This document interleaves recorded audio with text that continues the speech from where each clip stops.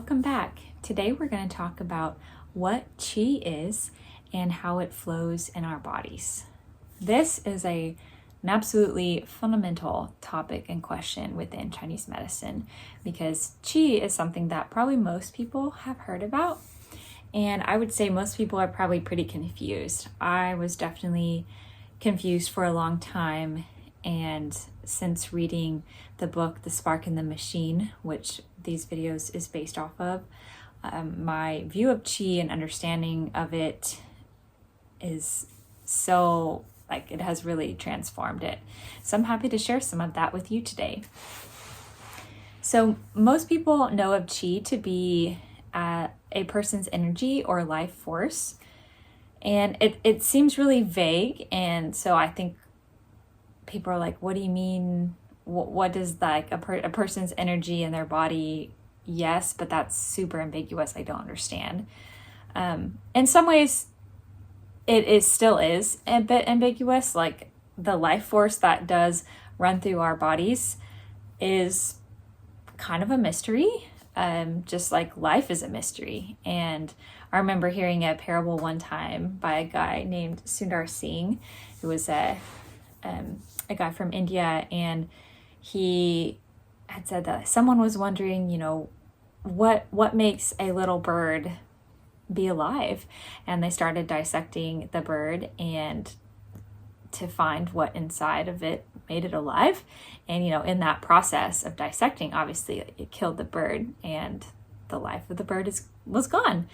And Sundar Singh used that as a way to show that life is a mystery, and the force that keeps us alive, the force that runs through us, that makes us who we are, is and will probably always will be a mystery. And that's also beautiful. But the author of this book describes qi in a little bit more depth. So he says that qi is intelligent metabolism. It's the life force, and more specifically, it is the organizing force of the body. If you remember from my other video about what acupoints are,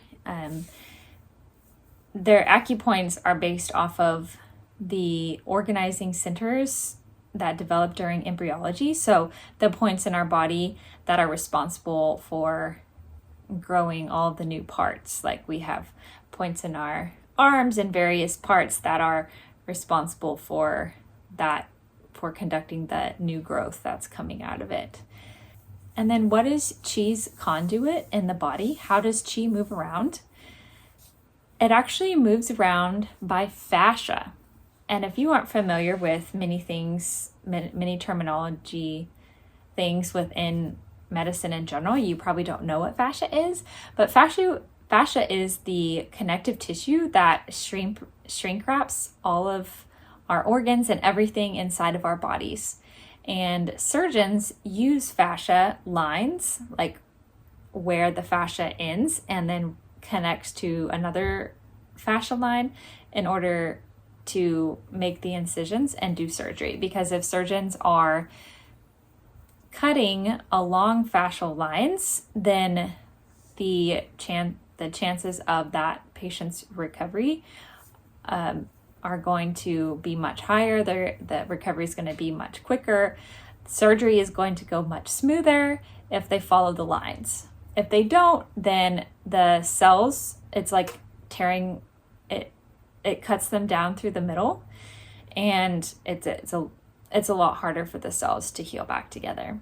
But the unique thing about fascia is that it connects and surrounds everything in our body while still maintaining a completely free pathway between its layers.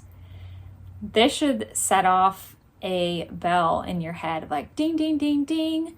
Hey, this would be a perfect way for qi, or for our life force, our intelligent metabolism, to flow throughout our bodies.